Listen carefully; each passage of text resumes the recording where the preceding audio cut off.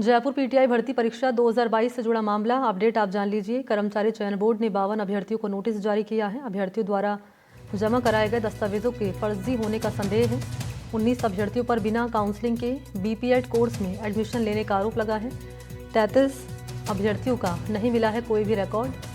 अभी आपको जानकारी दें कि सभी अभ्यर्थियों ने ओपीजेएस यूनिवर्सिटी के दस्तावेज जमा कराए थे।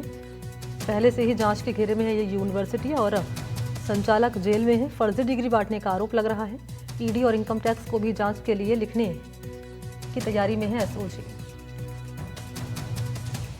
और खबर को विस्तार देने के लिए इस वक्त मेरे साथ जुड़ चुके हैं सोमू आनंद सीधा लाइव। सोमू, पूरी खबर बताएं, क्या है पूरा मामला जिसमें ये एक्शन सामने आया है? देखिए, सबसे पहली बात यह है कि पीटीआई भर्ती परीक्षा 2022 के मामले में अभी 52 विद्यार्थियों को, जो 52 अभ्यर्थी थे, उनको राजस्थान कर्मचारी चयन बोर्ड ने नोटिस जारी किया है और 15 दिनों के अंदर उनको कहा है कि वे जवाब दें। इनमें से 19 ऐसे हैं जिन्होंने बीपीएड कोर्स में बिना काउंसलिंग के इनका एडमिशन हुआ है। ये सभी विद्यार्थी 52 के 52 जो हैं वो ओपीजेएस यूनिवर्सिटी से संबंधित हैं और बाकी जो 33 हैं उनकी डिग्री का कोई रिकॉर्ड जो है वो ओपीजेएस यूनिवर्सिटी में नहीं मिला है और इसको लेकर के उनसे जवाब मांगा गया है।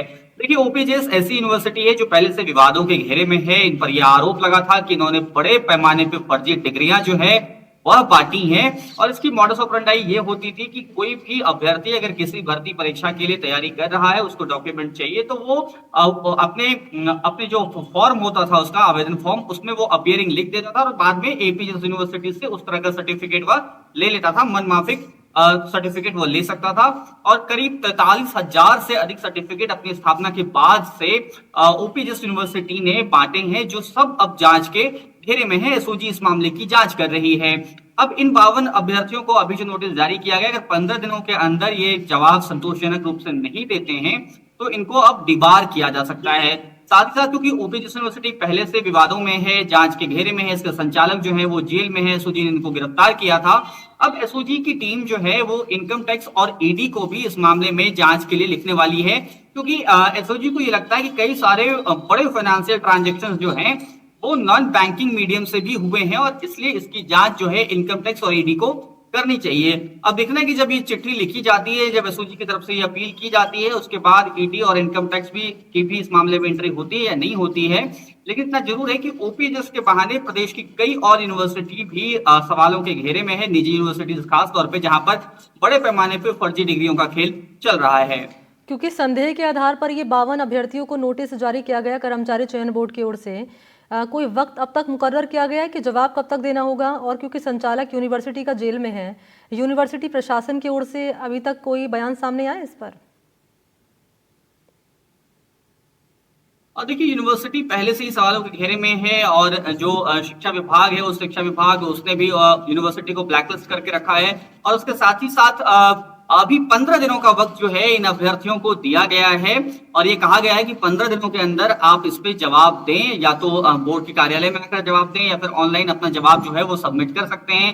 जवाब संतोषजनक मिलेगा तो फिर आगे इनको मौके मिल सकते हैं। अगर संतोषजनक जवाब ये नहीं दे पाते हैं तो इनको बोर्ड डिबार कर सकता है और आगे की पुलिसिया कार्रवाई के लिए भी लिख सकता है।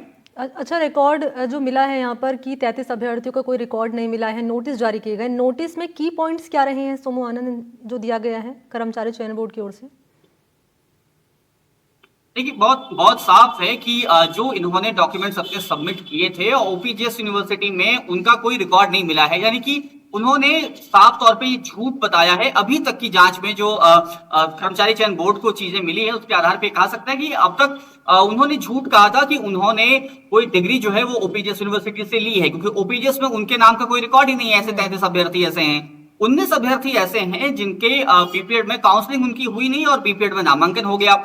तो ये साफ तौर पे नोटिस में लिखा हुआ है। 19 जो अभ्यर्थी हैं उनके रोल नंबर अलग से लिखे हुए हैं, 33 जो अभ्यर्थी उनके रोल नंबर अलग से लिखे हुए हैं और इन सबसे 15 दिनों के अंदर जवाब मांगा गया है। ठीक है, बहुत शुक्रिया आपका। 15 दिनों के अंदर जवाब मांगा गया है और 15 दिन के भीतर क्या जवाब दिया जाएगा इन अभ्यर्थियों की ओर से, ये जानकारी आप तक सोमू आनंद पहुंचाएंगे। फिलहाल आपका बहुत धन्यवाद सोमू आनंद तमाम जानकारी के लिए। और एक और महत्वपूर्ण